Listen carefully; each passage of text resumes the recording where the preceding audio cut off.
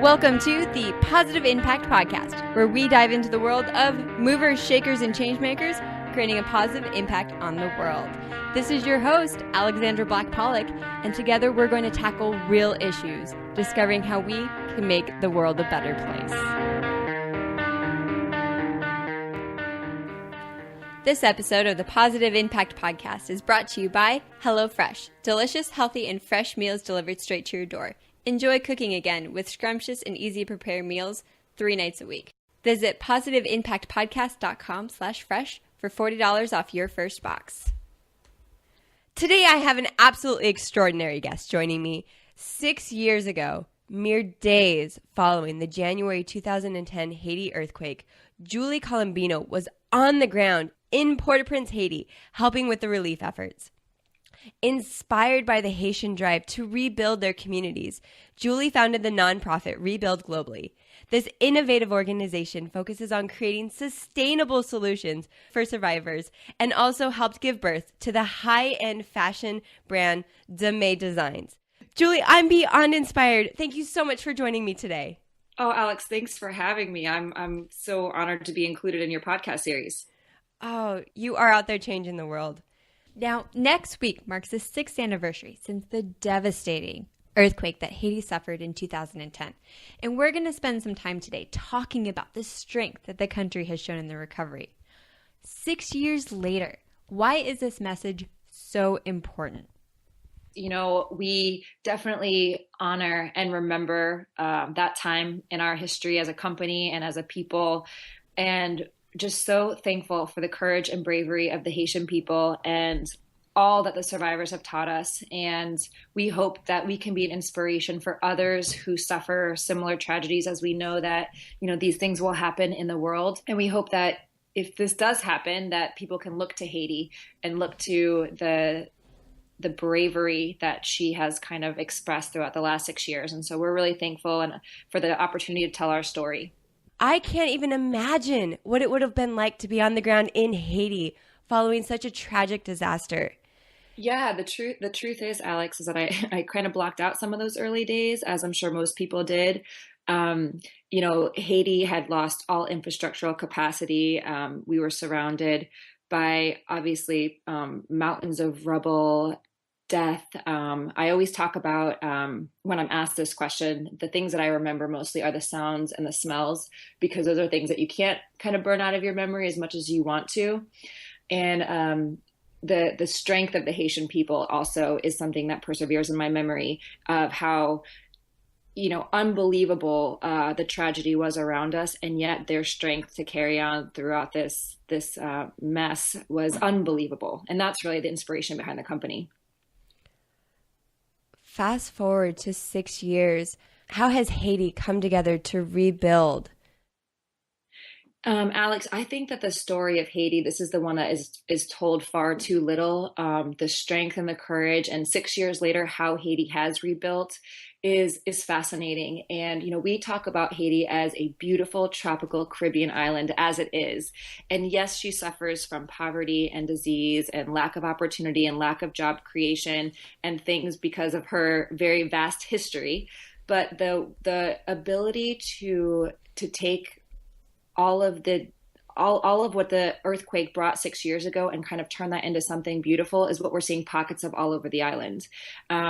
So, you know, we always try to encourage people to come and visit as tourists, as guests. Now, yes, you would have to have some patience because things like roads that are fully functioning and driving courtesy, some of those things don't really exist yet.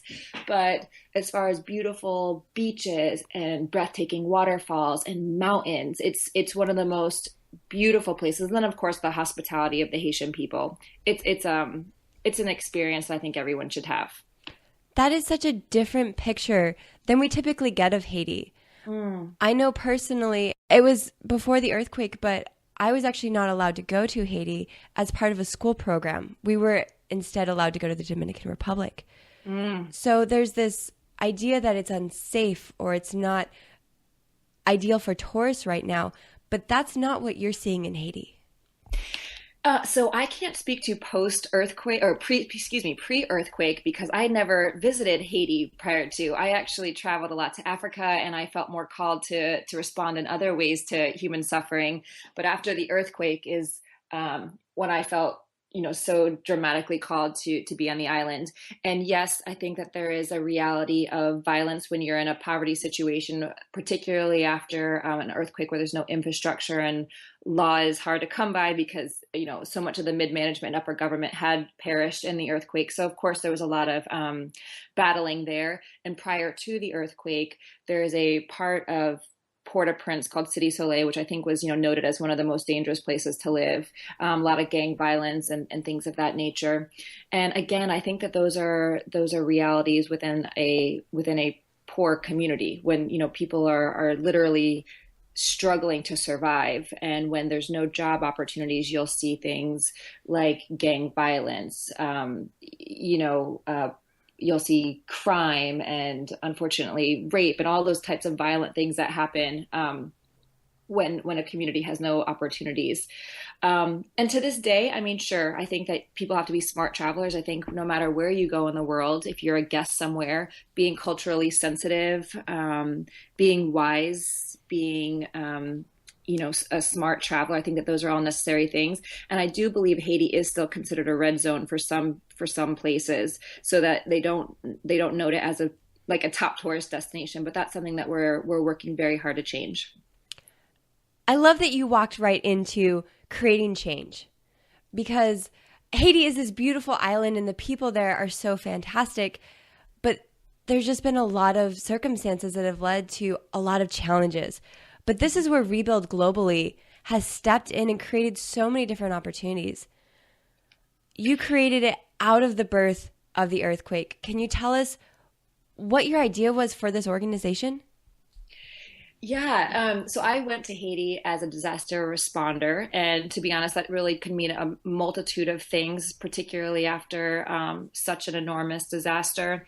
But I was mostly doing logistics and handing out food and water and things that I guess you do right after a disaster. And the women were literally saying to me, "No job, no water, job, job," and I thought to myself, "My God." What do you want to do? There's nothing here. It was literally living in tents. Finding clean water was a challenge some days. Infrastructure, even driving in a car, those were things that I didn't even do the first few months. It was walking and it was surviving. And so I thought, well, I mean, what could we possibly do? And it was kind of a combination of the women asking for jobs, obviously a lot of work needing to be done, people not having shoes or anything, and then the idea of the way that the people were keeping the camps clean. And what they were doing was putting tires on top of each other, putting their trash inside, which I actually thought was a brilliant idea when there's no waste management system, until they lit them on fire. And then I thought, oh, that's a problem. We were doing good. Yeah, we were doing so good. That was some innovation right there. And so I had seen tire sandals being made in Africa when I'd lived there several years earlier.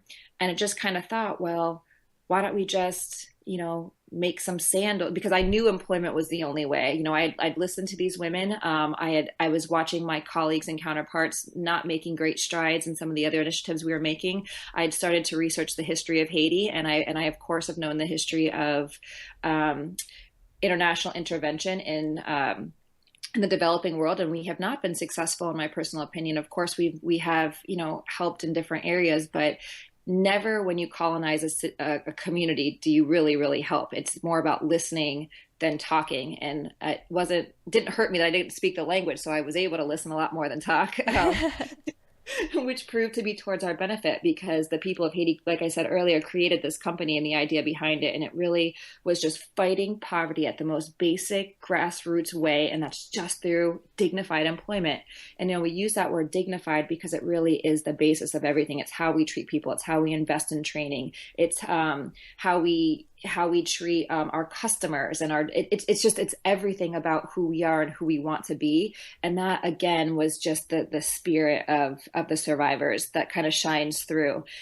And Rebuild Globally just wants to be a catalyst in changing the system of how poverty and how even disaster relief is kind of managed moving forward because we've had such great success in the small community that we've been entrusted with in Haiti. What a unique kind of juxtaposition to have this entire community that is just trying to survive, but yet what they're really searching for is dignified employment.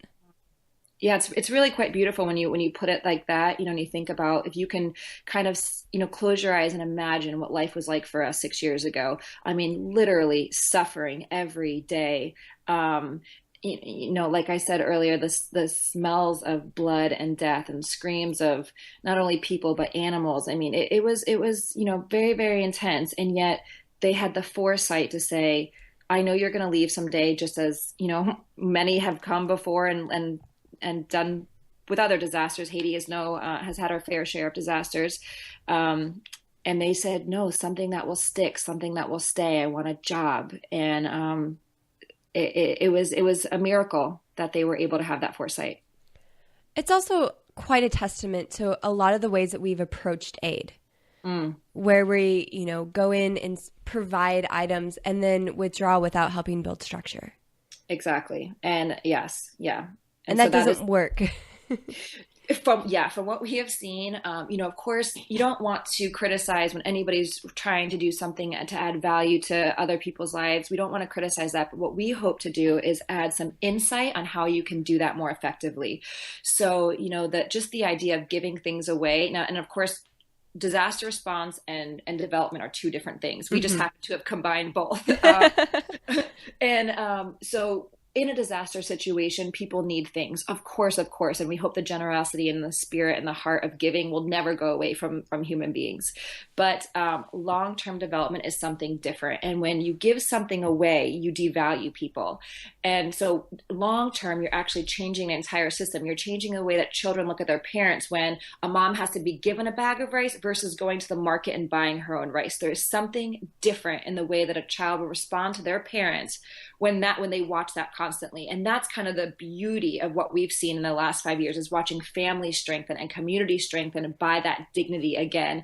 So something that we said early on is we will never give anything away. People will work. We all do. So everybody from the company, whether you're American or Haitian or volunteer or whatever it is, and or child living in the street, which of course we have a lot of street children. And so in the early days, they'd want to come to our workshop and use the toilet or get a toothbrush or something. And so we'd say, yeah, no problem, bring me a tire. And that has been and they have, and they do. And so if any of the kids need, or if anybody needs anything, we don't devalue them by saying, oh, you're so unworthy and we're so much better, we're going to give you something. It's like, nope, you are a valuable kid. Like, there's a tire right there. I can make some sandals and sell and employ somebody else. So bring me a tire. And it's kind of, I think, not only kept us safe in the community because we've garnered respect from the outside people, but also the kids, they've grown. I'm hoping and praying that, to love themselves even more, as they should, because they're magical little guys out there. This is just incredible. You're kind of activating an entire community, from homeless street kids to women asking for jobs. How has this started to change the culture in the communities that you're working in? Oh, Alex, so something what we love to talk about is Jolina's story, the very first woman that we employed, who is married, and her husband was a tap driver. A tap is a taxi in Haiti, and it's a pretty lucrative job since not a lot of people have cars. A lot of people use public transportation. His car was destroyed during the earthquake, so he was without work. Jolina was just a righteous community member since the day she was born, and immediately started her own orphanage after the earthquake to help with some kids that had lost parents during the quake. And now today, Jolina was not only just a shoemaker and employed 6 years ago, but she owns stake in the company. So it's a Haitian-owned business where our community members, so a woman owns equity in this shoe company, in this fashion company. She bought her own house, and she loves telling the story of how she saved her money without her husband knowing because she was afraid he'd want to buy another car. and what she wanted was a home. So she saved her own money, bought the land, and literally brick by brick began to build this home that now her family, her children, she's taken in two of her sister's children. And so watching a woman, so if you want to talk about even gender equality at this point, Jolena will say that her husband comes home every night. We'll have other women tell us that, they are a valued member in the family now. So things that might have happened in the home before aren't happening anymore. The husbands will be brushing the hair and getting kids for school because the moms are going to work and bringing home this. I mean, it's changed everything from a gender perspective to just a societal perspective. I mean, our team, they made their own uniforms because it was so important. They wanted people to know they were going to work. That right there is so empowering for an entire community. You talk about her position now in the community. She's a woman who has equity in a company. She's a woman who purchased a home for her family. She's now taking in these other families. That just has to have incredible ripple effects throughout the entire community and definitely her family. Absolutely. We say that every job, and of course we're estimating here, but every job estimates between like 8 and 10 people. Wow. Because of, our jobs are, of course, living wage payment, so we don't pay the traditional. So we've, investigated and figured out how do we have the greatest bang for our buck. And that really is, from my perspective, that's just ensuring that the profit distribution of our company is divided in a way that makes sense. So I think in most traditional businesses, the C-suite will be taking the majority of the profit sharing. And then as, especially in fashion and supply chain, that dwindles down until we have things such as sweatshops and horrible things like that. In our company, we just divide that appropriately so that the people making the products are paid the wages that they deserve so that they can benefit themselves and their families. And that's kind of this whole system change that we're really interested in, and kind of the idea of getting away from fast fashion and getting away from sweatshop labor and understanding, helping the consumers of the world to understand that every purchase does have power and every purchase does matter, and that you can make a vast change in the way that systems operate. And that's powerful. I mean, every human being can do something right now that will affect the life of someone else. And it could be a good effect or a negative effect. And now with globalization, you actually have, you can see. So I don't know if you've seen the movie The True Cost, but that's a great movie. It's on Netflix right now that talks about the purchasing power of each person. Those are some intense marching orders. Everyone can do something right now that impacts either positively or negatively someone else's life. Yeah, and I mean, I believe that to be true, and so I know I jump around quite a bit, but I'll tell you, the company Deux Mains Designs, which is the fashion company and Haitian-owned business in Haiti that spun out of Rebuild Globally, is really where we're catalyzing that change. And so, the nonprofit Rebuild Globally has existed to create the infrastructure and incubate the business and kind of help getting people who may not have had some of the same experiences you or I had growing up. So a lot of our team didn't go to school or didn't have access to simple things as holding scissors or drawing straight lines. So ensuring that our team members are viable craftsmen and women, it takes a little bit longer to get them to that place. So that's where the nonprofit, comes in, helping with training and education. And we also have a kids program, all those types of things that, the nonprofits do in communities to help advance the community. But the business, Deux Mains Designs, every single product that comes out of that business, 100% goes back into the company. So people will say, oh, does 5% go back to the nonprofit? Does this? No, absolutely not. In our business model, everything goes back to that business because that business exists to create more jobs and allow more people the opportunity to have a life of meaning and dignity.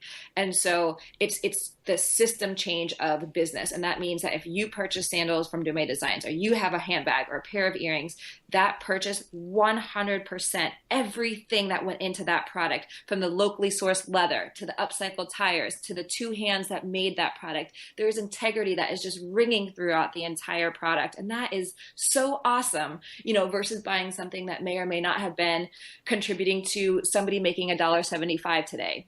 And I think that, the less is more mentality is something that if we don't embrace as a culture, we are going to self-implode. Not to be dramatic. But no, not dramatic at all. Not at all. I'm not ever told I'm dramatic. Well, this idea of a nonprofit basically setting the infrastructure and creating way for business is so innovative and so revolutionary, but yet you're finding it to be so successful. What types of things did this nonprofit have to have and help the community do to lead the way towards this very successful business? Oh, yeah, that's a great question. So, our success is due to our donor community. So we are still a charity, and every donated dollar has helped with this infrastructure. So buying equipment, for the sandal making workshop, investing in the training. We have 30 young people in our community who we provide academic scholarships with a guaranteed job at Deux Mains Designs upon graduation. And so that's expensive, teaching those kids, making sure that they're successful in school and giving them those life skills that are needed. The nonprofit itself, we say incubated this idea of success because you're right, it is innovative. And so kind of not having anybody to help us along the way, we've had to figure out a lot of this stuff on our own. And particularly in Haiti, it's not, to be quite honest, not the easiest place to operate. As we mentioned earlier, there's some challenges. We've had our fair share of challenges, but we have been successful in the sense that we've been able to make some wonderful collaborations. One of our most successful collaborations has been with philanthropist and designer Kenneth Cole.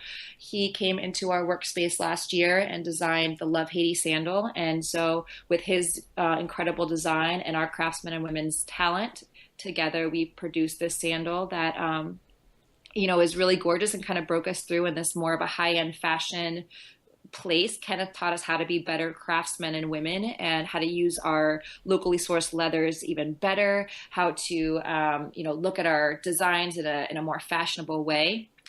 In addition to Kenneth, we had an incredible woman and supermodel, Heidi Lindgren, visit the workshop. And, she kind of did the same thing. She said, I love this business model and I love what this is doing in the community, but I'm not sure I would wear flip-flops. And so, she said, took it upon herself to say, could I design something that I would wear in New York City on fashion calls and all these things that she does? Well, yes, you can. As a matter of fact, that would be great. And I'll tell you, this woman, bought herself a ticket to Haiti, flew down, lived with our team for 2 weeks, came into that workshop every day and designed the Belle Nam line. And Belle Nam means beautiful soul in Creole. And what Heidi has helped us do is realize the inner and outer beauty of not just each team member, but of like the company. And, she uses her platform that she's created as a supermodel to help get us, in the view of others, as you do with this podcast and giving us the opportunity to tell people that we exist. Heidi's done in her circle, Kenneth does in his circle, all these different people who come into our world that help people know that Deux Mains Designs does exist. You can buy a pair of sandals right now and it will affect probably between 8 to 10 lives. You can make a donation to the nonprofit if you're passionate about education and training, but anything that you do will help this system change, because we don't see ourselves ending in Haiti. We don't think that we're a company that's post-disaster. We don't think we're just a Haitian company. We see this being a global movement to impact communities from the United States to China to Thailand to Africa. That is our hope and prayer for this company. Well, no one can say that you set your sights really low for that type of company, right? That is a huge global impact. One of the things I want to circle back on, though, is the quality of the product, because you don't get philanthropists like Kenneth Cole or models like Heidi to come down and invest time into your artisans unless they're creating a quality product. Well, thank you for recognizing that. And I'll tell you, that wasn't an easy journey. 6 years ago, our sandals have gone through at least 75 revisions now. Wow. Did you just say 75 revisions? 75 revisions. Ooh, yes. Wow. Yep. And the first one came when we had some visitors from the Clinton Foundation that heard that we were upcycling tires.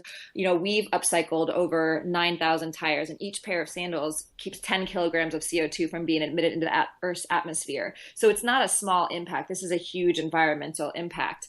And but the truth is, when they came to visit, and again, this was, in 2010, they said, the sandal's quite ugly and it's not comfortable. Those are kind of important things for a sandal. I mean, you might be able to get away with one or the other, but not both.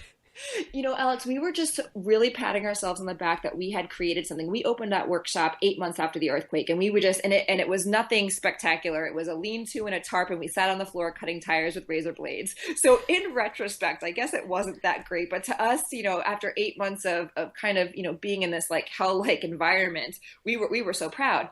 And so when we got that feedback from the Clinton Foundation, I actually went into I think a deep depression for a few weeks, and then decided to use that. And so I went down to the port and I met a shoemaker, because there's tons of cobblers in Haiti. There's craftsmen all over the country, of course. And we convinced a cobbler to come and train us to make better sandals. And he did. He became our supervisor and designer, and revolutionized what we could do. And then as the years went on, different people would just kind of invest in us. Somebody would come and say, "Hey, have you ever used this tool? Have you thought about this?" We even got some help from some guys that worked at Nike who Skyped with our team from Portland and taught us how to make arch supports. Oh, that is incredible. Yeah, I mean, we are only this good because of the. And I mean, I'm saying probably thousands of people that have gotten us to this point. Nobody can do this type of work alone, and we need 1,000 more to get to the next level, of course. So anybody's feedback, anytime that somebody got a pair of sandals, something wasn't comfortable, something wasn't this, and they told us and they actually gave us that information, we've been able to make changes as we went. One of our most successful, I think, change revolutions happened was when we sold to Ron John Surf Shop in Cocoa Beach.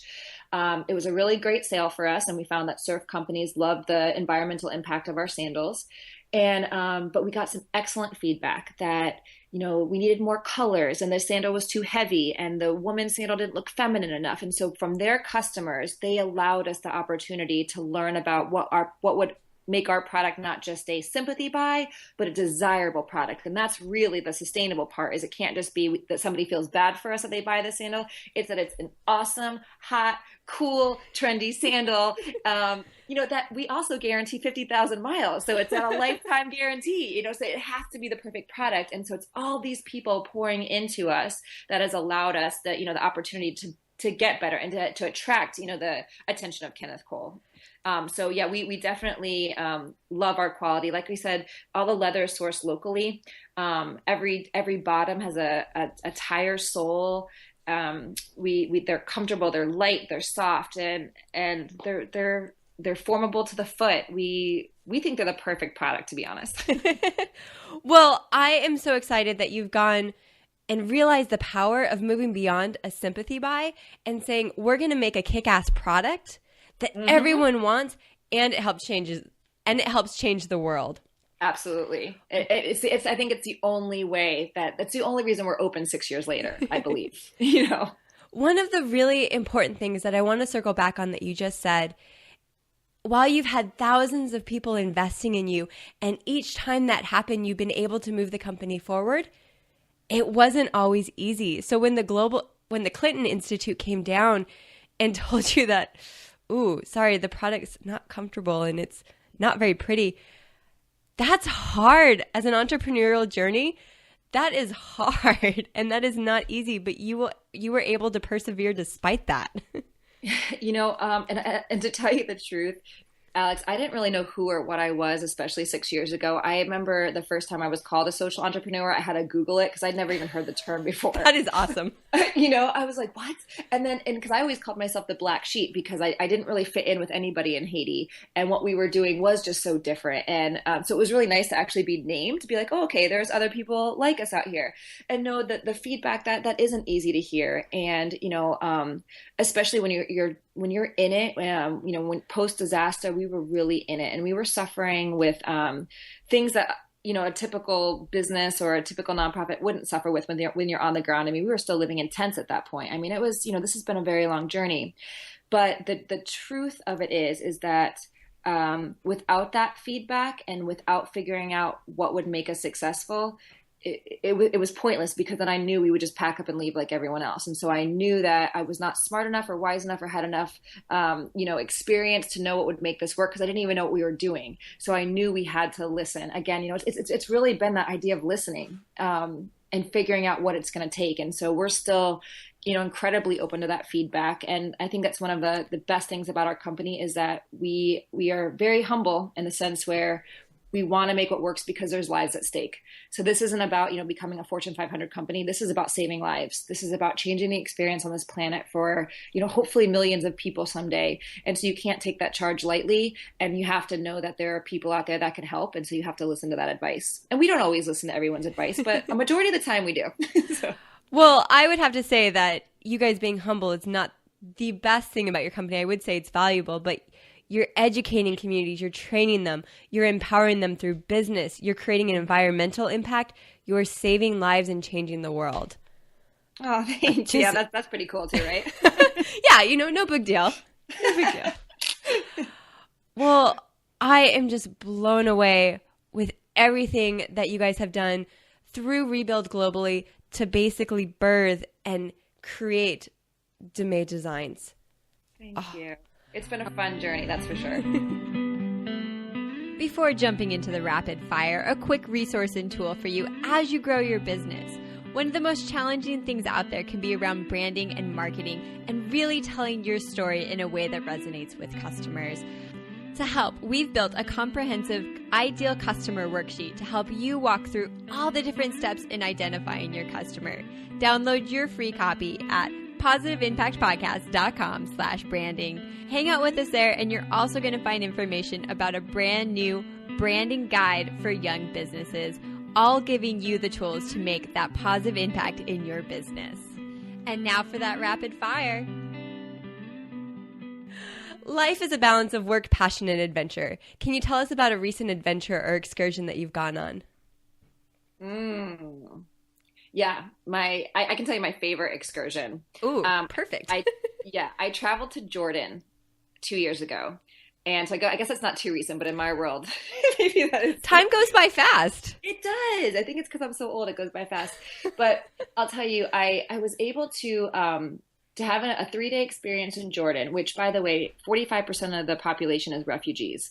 And we traveled along Jordan and met the local people and experienced all the beautiful things of the country and watched how in a community where 45% is refugees, how the Jordanians had this amazing love for the human spirit. So it doesn't matter what the ethnicity or the nationality was of the people living and suffering through there, but being like the poorest, I think it's the poorest country in the Middle East, they have this spirit about them that I hope has also helped shape me as a human being. And I think that as getting the opportunity to travel and to meet other people and to see how other things are done, that just makes you a better person, and not only in your work, but in your life. And so I'm really thankful for that opportunity. And I highly suggest if anyone can go to Jordan to do it. It's incredible. Love for the human spirit. That is something that we can all learn from. Many social entrepreneurs, now that we understand what that term is, find solace and tranquility in the outdoors. How have you found this to be beneficial in your life and your work? Yeah, I love to tell people that I don't find the beach or the islands as much of a place of tranquility anymore, since we work so much in the Caribbean. And so I love the cold, which is really bizarre because I've always used to hate the cold. And so going up into the mountains and hiking and being, one with something different than what we experience every day in Haiti or even in Florida. So I was telling my team that this year I am going to go to Alaska, and I just want to be with polar bears and ice and snow and kind of be one and understand the cold, feel the cold on my face and be able to think about our company and our journey in a different way and use nature and all the elements out there to kind of do that, because I don't get the cold very much. So I'm excited to try to do something different. No, Florida doesn't get the cold that often. It really doesn't. I'm in a t-shirt right now and it's December. I'm in San Diego, so I understand how that goes. Okay, yeah. And I love retreating back to the mountains, to either Idaho or Montana, and going out cross-country skiing and, curling up in a big jacket and scarves and all the fun things you get to wear in winter. Oh, yes. I need a scarf in my life. Yeah. And maybe some furry mittens. So I'm going to have to do something like that. Well, you will in Alaska. Trust me, you'll need them. Definitely. Yes. What role has mentorship played in your success? Oh, mentorship is everything. Whether it be, my greatest mentor is Mother Teresa. I think that, I think she suffered a lot, seeing the poverty, and I am a woman of faith, and I believe that our journey has, been something that I was called to do.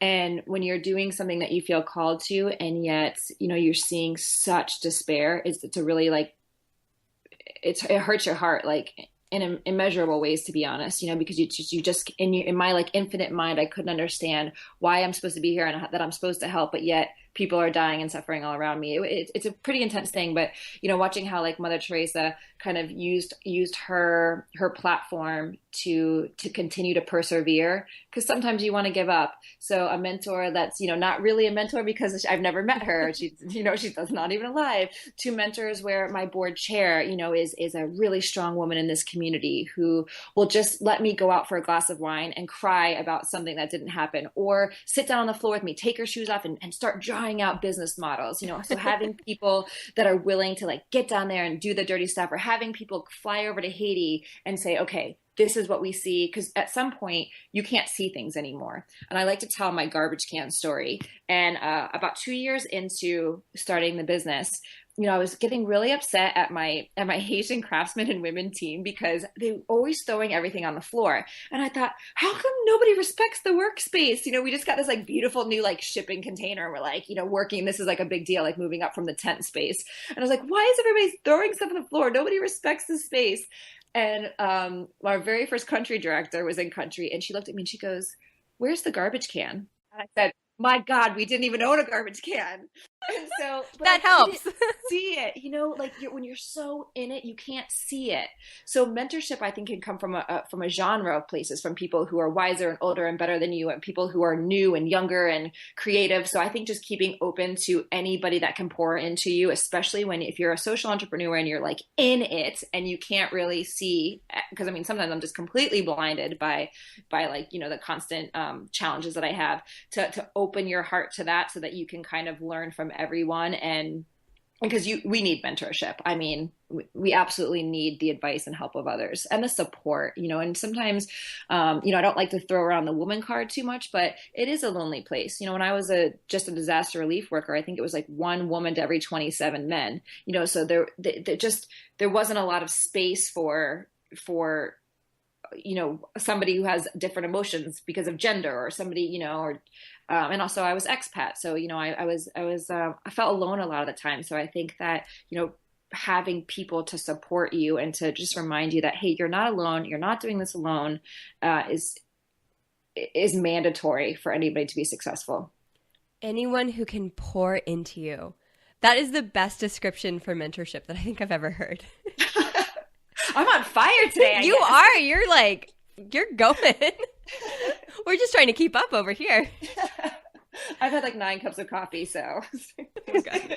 Oh, yeah. Do you have a book that you recommend to other people as they're going onto a journey, either to make an impact or start a business? This is old school, but one of my favorite books that it's one of my go-tos is called The Soul of Money by Lynn Twist. And this book, I absolutely fell in love with years ago, because it talks about the intention behind dollars. And as a person who runs both a nonprofit and a for-profit, the intention behind the dollars that are either given or, spent are extraordinary. And I think that there is repercussions for taking certain money or making certain products. And this book always reminds me to keep the intention behind the dollar at the forefront of everything. Because money is power in our community. This is how we operate, and people live and die with what they have or don't have as far as dollars and cents. So that's one of my favorite books. And so it's not necessarily about entrepreneurship, but it's about how to, take the big responsibility of being in charge of someone else's money, and, as a nonprofit manager, or, having a company that must have profit. Incredible. I have to admit, I haven't heard that one. So that's exciting to have a new book. It's a really good one. Good. Is there a mantra or a motto that guides your work, both with Rebuild Globally and then helping mentor Deux Mains Designs? It's more of a word. And the word is integrity. And it's something that started on day one, integrity amongst the I mean, because again, try to imagine landing on, there was not even an airstrip when I landed in Port-au-Prince 10 days after the earthquake. It was complete chaos and I was so scared and I had no idea what was going on. But I mean, I remember, God just saying like, make sure you have integrity with every action and with every interaction. And it's kind of like that philosophy that has catapulted both, myself, our company, everybody that works with us, the nonprofit, and Deux Mains Designs, the for-profit. And so it's just about having integrity. And I hope that doesn't sound too wishy-washy, but that's kind of the truth. I love it. It's simple, it's concise, but yet it helps define every action you take, both in the nonprofit and in the business. Yeah. I mean, that's just the truth. Earlier, you made this incredible statement that says every action you have today can impact others, whether positively or negatively. If our listeners want to turn that impact into a positive impact, what advice do you have for them today to go out and make a positive impact for others? Well, I'm going to answer that selfishly first. And all right, we're good. You go to deuxmains.com and buy a pair of sandals for that special someone in your life and make a killer Christmas gift or holiday gift so that, so that people that love you and that you love know that you are using your purchasing power to not only impact yourself, but people you care about, because I think that's powerful. And then, if in a non-selfish answer, I would say, that investing in someone else always makes you feel better. So before I started this, I was a volunteer manager, and 10 times out of 10, the people who volunteered felt better than the recipients of the charity. People want to feel good about, people want to do good. This is kind of like the Anne Frank mentality. People are innately good, right? So I would say, give someone the opportunity to do something nice for you and do something nice for others. Like, being able to be open to both sides of it, I think is important. That is absolutely a wonderful intention for the new year, to invest in others. Oh, Julie, you really have been on fire this entire time. Thank you so much for joining us. For our listener who is going to take your advice, they're going to go and buy those sandals. How do they get in touch both with Rebuild Globally and Deux Mains Designs? For shopping and for learning about all these great products, you'll visit deuxmains.com, which is DEUXMAINS.com. And I'm not sure I told all your listeners, but Deux Mains means two hands in French. And, and that we want this company to not only be about the two hands that have made your product, but your two hands. You are the recipient and you're using your two hands for good. And that matters just as much as making sandals from tires. It is about your purchasing power. So our whole company wants to help inspire people to do that, to use your two hands. And so deuxmains.com. And then if you are interested in making a tax-deductible donation, please visit us at rebuildglobally.org, and we will ensure that we use intention behind the dollars you gift and entrust to us. Julie, the work that you guys are doing is absolutely incredible. Again, thank you so much for joining us. No, thanks for having me. Really appreciate it. What an absolutely incredible story that Julie shared with us today.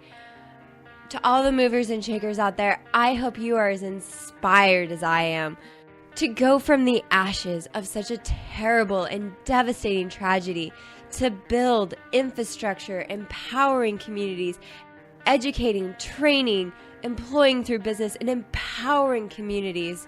Julie's story is absolutely just incredible. I hope you were as inspired by it as I was today.